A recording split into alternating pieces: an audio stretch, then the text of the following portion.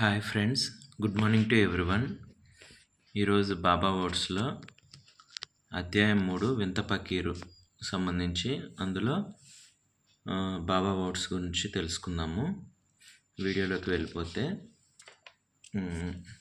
ఇక్కడ ఒకానొక సందర్భంలో బాబా అంటున్నారనమాట, కాషాయం కట్టినంత మాత్రాన సాధువు కాలేడు, మనస్సులో రాగద్వేషాలు లేనివాడే సాధువు.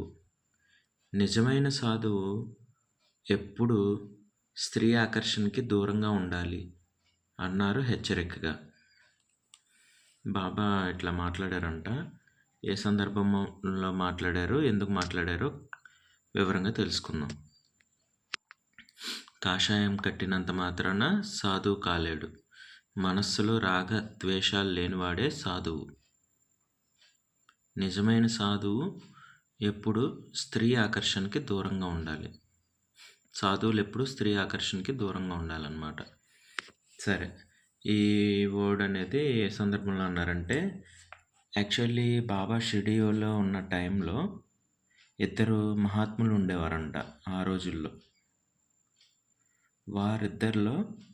వాళ్ళిద్దరూ ఎవరు అంటే, తన 11వ ఏటనే విరాగిగా మారి సాధువైన దేవీదాసు అనే ఆయన తన 11వ ఏటనే సాధువుగా మారారంట. ఆయన షిరిడీలోని మారుతి ఆలయంలో నివసించేవారు. షిరిడీలో మారుతి ఆలయం ఉంది కదా, ఆ మారుతి ఆలయంలో ఈ దేవీదాస్ అనే ఆయన 11వ ఏటనే విరాగ్గా మారాడంటే, ఇంకా సర్వం తెగించి సాధువుగా మారాడనమాట. ఆయన మా షిరిడీలోని మారుతి ఆలయంలో నివసిస్తూ ఉండేవాడు. ఆయన్ని మహాత్ముడిలా చూసేవారు అనమాట. ఇంకా సర్వం త్యాగం చేస్తే ఇంకంతే కదా, మనం కోరికలతో ఉంటాం, వాళ్ళు కోరికలను విడిచిపెట్టేస్తారు, వాళ్ళని సాధువులు అంటారు. ఇంకా భగవద్ధ్యానంలోనే ఉంటారు నిత్యం. ఇతని గురించి వివరిస్తున్నారనమాట, దేవీదాస్ గురించి.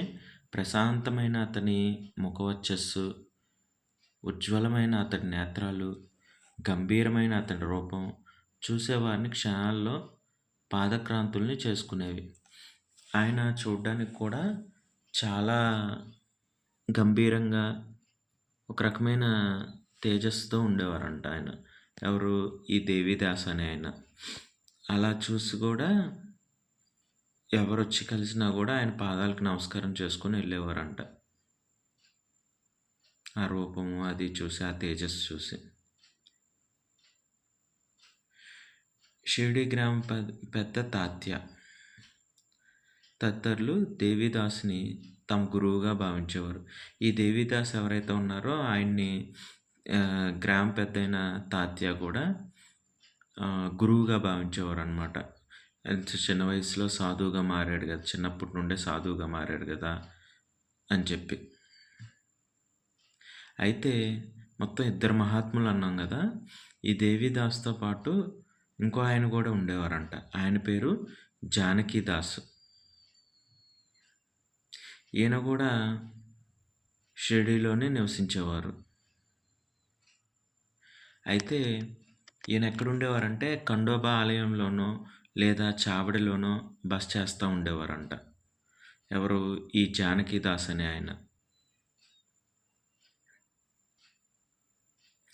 చావడి అనగానే ఒక నిమిషం స్లో అయ్యాను కదా, ఎందుకంటే బాబా చెప్పారు, ఇక్కడ ఈ చావడిలోనే, ఈ షిరిడీలోని చావడిలోనే నేను నా గురువుని చూశాను.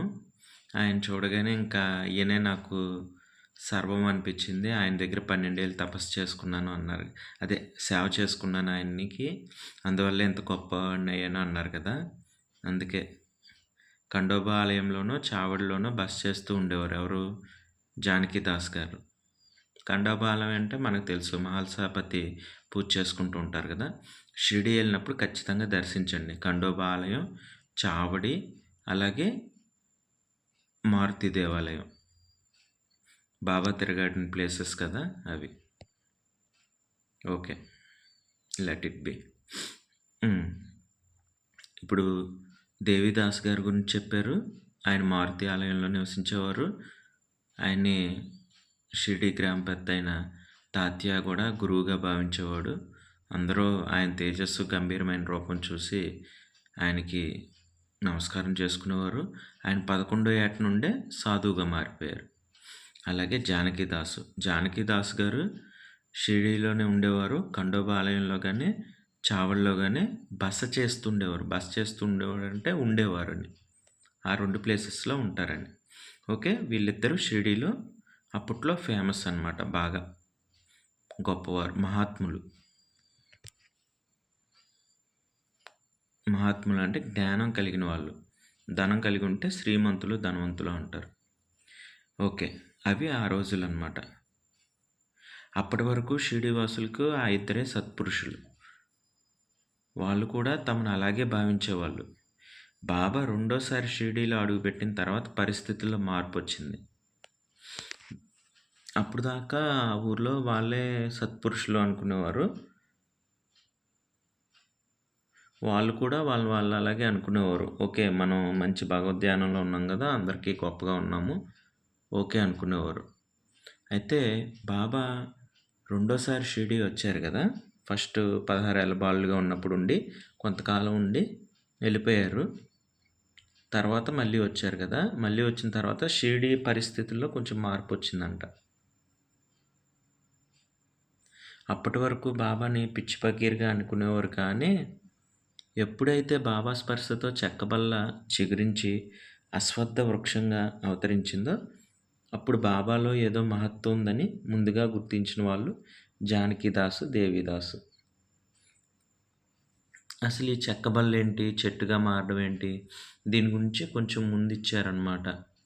ఏంటి అంటే, అది కూడా తెలుసుకుందాం. బాబా నివసించే వేప చెట్టు పక్కనే ఎప్పుడో ఎవరో పాతిన చెక్క స్తంభం ఒకటి ఉండేది. అదొక చెక్క స్తంభంలాగా ఉండేదంట. బాబా నివసించే వేప చెట్టు దగ్గర. బాబా ఎప్పుడు ఆ నింబవృక్షం వేప చెట్టు దగ్గరే ఉండేవారు. వాళ్ళ గురువు యొక్క గురుస్థానం దగ్గర. అది ఎవరు నాటారో తెలియదు. చాలా పాతబడిపోయిందనమాట. బాబా ఏం చేసేవారంటే, ఆ వేప చెట్టు కింద నివసించడం ప్రారంభించాక ప్రతిరోజు ఉదయాన్నే ఇంకా ఆయన అక్కడే ఉంటాడు కదా 24/7. ఉదయాన్నే తెల్లారినప్పుడు ఏం చేసేవారంటే వ్యాయామం చేసేవారంట. బాబా వ్యాయామం కూడా చేసేవారు. ఆ వ్యాయామం చేస్తూ ఆ స్తంభాన్ని చేతులతో పట్టుకొని ఊగుతూ ఉండేవారంట. ఆ స్తంభాన్ని ఊగుతూ ఉండేవారు. స్తంభాన్ని వంచుతూ ఉండేవారంట. అలా కొంతకాలం అయ్యేలేకి ఆ మొక్కకి జీవం వచ్చి చిగుర్లొచ్చాయి. ఆ చిగురులోంచి రెమ్మలు, కొమ్మలు వచ్చి అదొక రావి చెట్టుగా మారిందంట.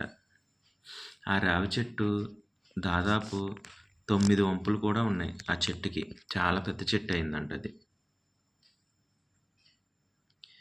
వేప చెట్టు, రావి చెట్టు కలిసి ఉంటే మహాపుణ్యం అని పురాణాల్లో పేర్కొన్నారు. అయితే చెట్టు లేని చోట బాబా మహిమతో చెక్కబల్ల రావి చెట్టుగా రూపాంతరం చెందింది. వేప చెట్టుతోనే కలిసిపోయిన ఆ రావి చెట్టుని నేటికి గురుస్థాన్ వద్ద చూడొచ్చు. సో ఇది ఆ చెట్టు యొక్క హిస్టరీ. రావి చెట్టు యొక్క హిస్టరీ. షిరిడీ వెళ్ళినప్పుడు మనం ఇది కూడా చూడొచ్చు అంట. ఓకే. గురుస్థాన్ దగ్గరే రావి చెట్టు, వేప చెట్టు 2 ఉన్నాయంట. చూద్దాం ఇప్పుడు కూడా ఉందో లేదో. సో ఇది చెట్టు గురించి. ఎప్పుడైతే అలాగా చెక్కబెల్లలాగా ఉన్నది పెద్ద చెట్టు కింద మారిందో అప్పటి నుండి మన దేవీదాసు, జానకీదాసు వీళ్ళిద్దరు ఉన్నారు కదా! వీళ్ళకి కూడా బాబాలో ఏదో మహత్వం ఉందని చెప్పేసి ఆలోచన మొదలైందనమాట. గుర్తించారు వీళ్ళు.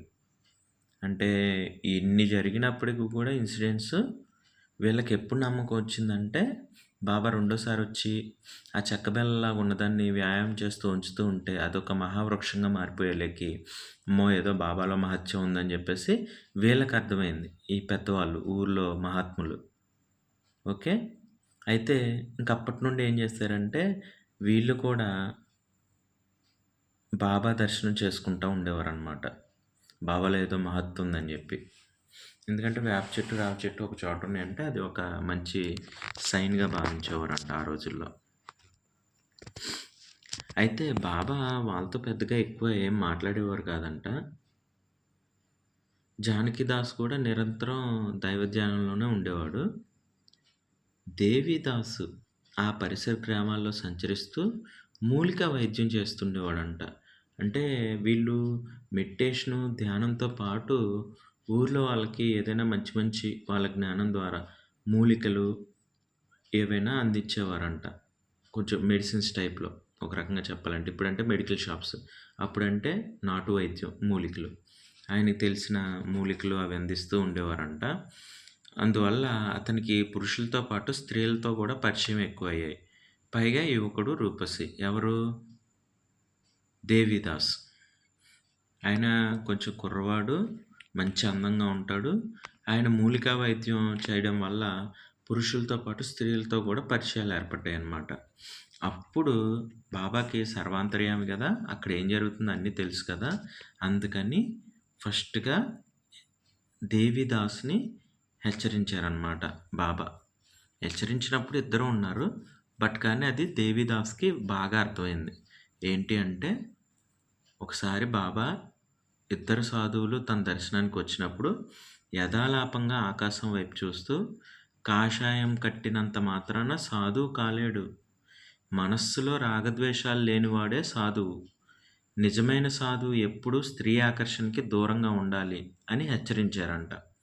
అప్పుడు ఎవరికైతే అర్థమవ్వాలో వాళ్ళకి అర్థమైంది. ఎవరంటే దేవిదాస్‌కి. బాబా హెచ్చరికలు విని గతుక్కుమన్నాడు దేవిదాస్. అప్పటికే అతడికి ఒక శ్రీమంతురాలితో పరిచయం ఏర్పడింది. ఆమె అతన్ని తరచుగా తన ఇంటికి రప్పించుకొని వ్యామోహాన్ని ఒలకబోస్తుండేది. అతను కూడా ఆమె పట్ల ఎంతో కొంత ఆకర్షితుడయ్యాడు. కానీ బాబా హెచ్చరిక పాటించి దేవిదాసు ఆ శ్రీమంతురాలికి దూరంగా ప్రవర్తించసాగాడు. అంటే ఏమైందంటే బాబా హెచ్చరించారనమాట. కాషాయం కట్టినంత మాత్రాన సాధువైపోడు. మనస్సులో రాగము, ద్వేషము ఉండకూడదు. రాగం అంటే కోరికలు, అనురాగం. ద్వేషం అంటే ఊరికే కోపం తెచ్చుకోవడం, ఒకళ్ళకి ఏదైనా చేయాలి అనేది. రాగము, ద్వేషము 2 ఉండకూడదు. ఎవరికి? సాధువులకి. సో, అవి ఉండకూడదు అని చెప్పారు బాబా. నిజమైన సాధువు ఎప్పుడూ స్త్రీ ఆకర్షణకు దూరంగా ఉండాలి. ఇంకా సాధువు స్టేజ్‌కెళ్ళినప్పుడు ఇంక స్త్రీ ఆకర్షణ ఉండకూడదు. ధర్మ, అర్థ, కామ, మోక్షం. కామం స్టేజ్‌ని దాటిన తర్వాత మోక్ష మార్గం. ఈ మోక్షం కోసమే సాధువులు సాధన చేస్తూ ఉంటారు. నువ్వు వన్స్ ఇంకా మోక్షం కోసం ట్రై చేసేటప్పుడు ఈ స్త్రీ వ్యామోహం ఉండకూడదనమాట. కామాన్ని దాటి వెళ్ళిపోవాలి కదా! మళ్ళీ వెనక్కొస్తే మోక్షానికి దూరం అయిపోతావు. అది బాబా ఇక్కడ అర్థమయ్యేలాగా ఆయనకి చెప్పాడు. ఈయనేం చేస్తున్నాడంటే యాక్చువల్ బాబా హెచ్చరించే టయానికి ఈయన ఎలాంటి పొజిషన్‌లో ఉన్నాడంటే, ఈయనకో శ్రీమంతురాలతో పరిచయమైంది. ఆవిడ ఈయన దగ్గరికొచ్చి రకరకాలుగా నువ్వంటే ఇష్టం అన్నట్టు ఎక్స్‌ప్రెస్ చేస్తుంది. ఈయన కూడా కుర్రవాడు కాబట్టి అంతో ఇంతో ఆవిడకి అట్రాక్ట్ అవుతున్నాడనమాట. ఆ టైంలో బాబా ఒక గురువులాగా హెచ్చరించాడు. బాబా హెచ్చరించగానే ఇంకా ఆయనకు అర్థమయ్యి కొంచెం దూరంగా ఉండడం స్టార్ట్ చేశాడంట. అయితే కొంతకాలం తర్వాత ఏం జరిగిందంటే, ఆ శ్రీమంతురాలు దేవిదాసుని బలవంతంగా ఇంటికి తీసుకొచ్చి, నీ గురించి ఊరంతా దుష్ప్రచారం చేస్తాను. నువ్వు నాతో ఇట్లాగా ఉన్నావు అని చెప్పి అతన్ని బెదిరించి అతన్ని లొంగదీసుకుందంట. ఒకరోజు బాబా చెప్పినట్టే. అప్పుడు ఇంకా ఈయన దెబ్బకి ఇంకా ఒక్కసారిగా ఇంకా ఆశ్చర్యపోయి బాబా మాటల్లోని అర్థం చేసుకొని అక్కడ ఉండడానికి ఇంక మొహం చెల్లక షిరిడీ వదిలి వెళ్ళిపోయాడంట ఇంకాయన. ఏంటంటే కాషాయం కట్టుకునేది ఎందుకు? సాధువుగా మారడానికి. మళ్ళీ ఇలాగా ఇవన్నీ ఉండకూడదు కదా! భగవంతుని ధ్యానంలోకి వెళ్ళేటప్పుడు ఇలాంటివి ఉండకూడదు. సో, బాబా హెచ్చరించారు. బాబా హెచ్చరించినట్టుగానే అక్కడ జరుగుతుంది కాబట్టి అమ్మ ఇంకెందుకొచ్చింది ఈ గోలంతా? మన ధ్యేయం భగవంతుడు, మన లక్ష్యం భగవంతుడు. సో, భగవంతుడి వైపే మనం ఉండాలి. ఇంక ఇయన్నీ కుదరదు అని చెప్పేసి ఆయన ఇంక షిరిడీ వదిలేసి వెళ్ళిపోయాడనమాట. ఎప్పుడైతే ఆవిడ శ్రీమంతురాలు బెదిరించిందో, నీ గురించి బ్యాడ్‌గా ప్రచారం చేస్తాను నువ్వు నాకు లొంగకపోతే అని, ఇంక బాబా మాటల్లో అర్థమయ్యి, నిజమైన సాధువు ఎప్పుడు స్త్రీ ఆకర్షణకి దూరంగా ఉండాలి. రాగద్వేషాలు లేని వాళ్ళే, మనసులో రాగద్వేషాలు లేని వాళ్ళే సాధువు అవుతారు అన్నారు కదా! అందుకని ఆయన ఇక్కడ ఉంటే కష్టం అని చెప్పి షిరిడి వదిలి వెళ్ళిపోయారనమాట మొహం చల్లకి ఇంకా అక్కడ ఉండడానికి. అయితే ఇంకొక ఆయన ఉన్నారు కదా జానకిదాసు. ఈయన మాత్రం బాబా హెచ్చరికని శ్రద్ధగా పాటించాడు. చివరిదాకా ఆయన బాబా చెప్పినట్టే నడుచుకున్నాడంట. ఏ రాగద్వేషాలు లేకుండా, ఎవరికి ఆకర్షితం కాకుండా. అందువల్ల అతడంటే గౌరవ మర్యాదలు కూడా ఊర్లో ఎక్కువయ్యాయి. అందరూ గౌరవంగా చూసుకునేవారు. ఆఖరికి అతడు అంత్యదశలో ఉంటే భక్తులందరూ అతడికి కన్నీళ్లతో ఘనంగా నివాళులర్పించారు లాస్ట్ స్టేజ్‌లో. అంతటా అతడిలో నుంచి దివ్య వర్చస్సు వెలువడి జ్యోతి రూపంలో వెళ్ళి మారుతి విగ్రహాలయంలో ఐక్యమైంది. బాబాని విశ్వసించినందుకు అతనికి మోక్షం లభించింది. అది ఓవరాల్‌గా. సో, జానకిదాస్ గారు మాత్రం బాబా చెప్పినట్టు గా నడుచుకునేవారంట. రాగద్వేషాలు లేకుండా, స్త్రీ ఆకర్షణ లేకుండా ఆయన చెప్పినవి శ్రద్ధగా పాటించేవాడంట.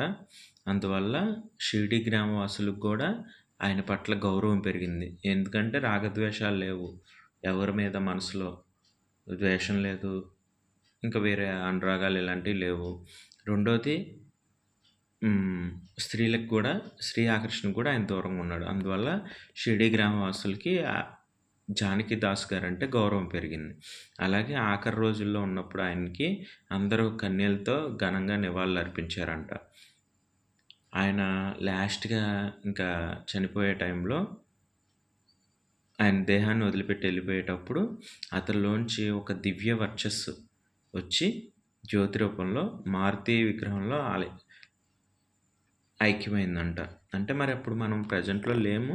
అక్కడ ఏం జరిగిందో మనకి చూడలేదు. బట్ హేమాది పంత్ గారు పుస్తకంలో వివరించేటప్పుడు ఇలా చెప్పారు. ఇప్పటికే అంటుంటారు కదా, రామకృష్ణ పరమహంస గారు ఆయన దేహాన్ని త్యజించే టైంలో ఒక ఆయన శిష్యులు, భక్తులు అందరూ చూస్తుండగానే ఒక జ్యోతి స్వరూపంలో అలాగా ఆకాశంలో వెళ్ళిపోయింది ఆయన నుండి అని చెప్పేసి. అలాగే ఇక్కడ జానకిదాస్ గారు కూడా ఆయన ఆఖరి దశలో ఉన్నప్పుడు శరీరాన్ని విడిచిపెట్టేసేటప్పుడు ఒక దివ్య వర్చస్సు వెలువడి జ్యోతి రూపంలో వెళ్ళి మారుతి విగ్రహాలయంలో ఐక్యమైందంట. బాబాని విశ్వసించినందుకు అతనికి మోక్షం లభించింది అని చెప్పి అందరూ అనుకున్నారు. ఇప్పుడు దాన్ని మనం చూడొచ్చు, గమనించవచ్చు. అంటే కర్మ ఫాలోస్ అంటారు. నేను కర్మని నమ్ముతాను. మనం మంచి చేసుకుంటే మంచే వచ్చిద్ది. చెడు చేసుకుంటే చెడే వచ్చిద్ది. ఇప్పుడు జానకిదాస్ గారు ఆయన జీవితకాలం భగవంతుని ధ్యానంలో గడుపుతూ, మంచి పనులు చేస్తూ, నలుగురికి సహాయంగా ఉంటూ, ధ్యానంలో గడుపుతూ, భగవంతుని ధ్యానంలో గడిపాడు. ఆయన కర్మనంతా భగవంతుని ధ్యానంలో గడిపాడు. అంటే ఆయనకి ప్రతిఫలం ఏం రావాలి? మోక్షం రావాలి. సో, మోక్షం వచ్చే క్రమంలో అలాగ ఒక జ్యోతిలాగా వచ్చి మారుతి ఆలయంలోకి వెళ్ళిపోయిందంట. అది ఆయన నమ్ముకున్న భక్తులు చూసుండొచ్చు. ఎందుకంటే నమ్మకంతో ఉన్నారు కాబట్టి. ఇది సైన్స్ పరంగా ఒప్పుకుంటారంటే సైన్స్ ఒప్పుకోదు. ఆత్మ ఇవి ఉన్నాయంటే సైన్స్‌కి తెలీదు. ఇదంతా ఆధ్యాత్మికంలోకి వస్తది. ఓకే. ఇప్పుడు ఓవరాల్‌గా ఏం చెప్పారు బాబా మాటల్లో? ఇదే మనకి ఇంపార్టెంట్. బాబా వర్డ్స్ ఇంపార్టెంట్. కాషాయం కట్టినంత మాత్రాన సాధువు కాలేడు. మనస్సులో రాగద్వేషాలు లేనివాడే సాధువు. నిజమైన సాధువు ఎప్పుడు స్త్రీ ఆకర్షణకి దూరంగా ఉండాలి. ఓకేనా? మరి ఇంత నాలెడ్జ్డ్‌గా, ఇంత పెర్ఫెక్ట్‌గా ఇన్ని మంచి విషయాలు చెప్తున్నాడు కదా! కాబట్టి బాబా గొప్పవారు. మంచి ఏదున్నా మనం తీసుకోవాలి, స్వీకరించాలి. ఓకేనా? ఇది నేను ఖచ్చితంగా బాబాకే డెడికేట్ చేస్తున్నాను ఈ వీడియో. ఎందుకంటే చక్కని విషయం చెప్పారు కాబట్టి. మనమైనా ఇప్పుడు చిన్నపిల్లలుగా ఉండొచ్చు, జాబ్ చేస్తూ ఉండొచ్చు, మ్యారేజ్ అయ్యి పిల్లలతో ఉండొచ్చు. బట్ ఒకానొక రోజుకి ఇంక అన్నీ దాటి మనం ఒకవేళ గనక సాధువుగా మారాలి అనుకున్నప్పుడు ఇలాగ ఉండాలి అని చెప్పేసి బాబా చెప్తున్నారనమాట. సాధువుకు ఉండే లక్షణాలు చెప్తున్నారు. కాషాయం కట్టినంత మాత్రాన సరిపోదు. రాగము, ద్వేషము 2 ఉండకూడదు. ఇది శ్రీకృష్ణుడు భగవద్గీతలో కూడా చెప్పినట్టున్నారు. రాగము, ద్వేషము. ఓకే ఫ్రెండ్స్, ఇంకా ఏముంటుంది? ఈ వీడియో అయితే బాబాకి డెడికేట్ చేస్తున్నాను. Thank you God for everything. ఇంకొక బాబా వర్డ్స్‌లో మళ్ళీ కలుసుకుందాం. అంతవరకు సెలవు. ఓం సాయిరామ్. ఓం సాయిరామ్. ఓం సాయిరామ్.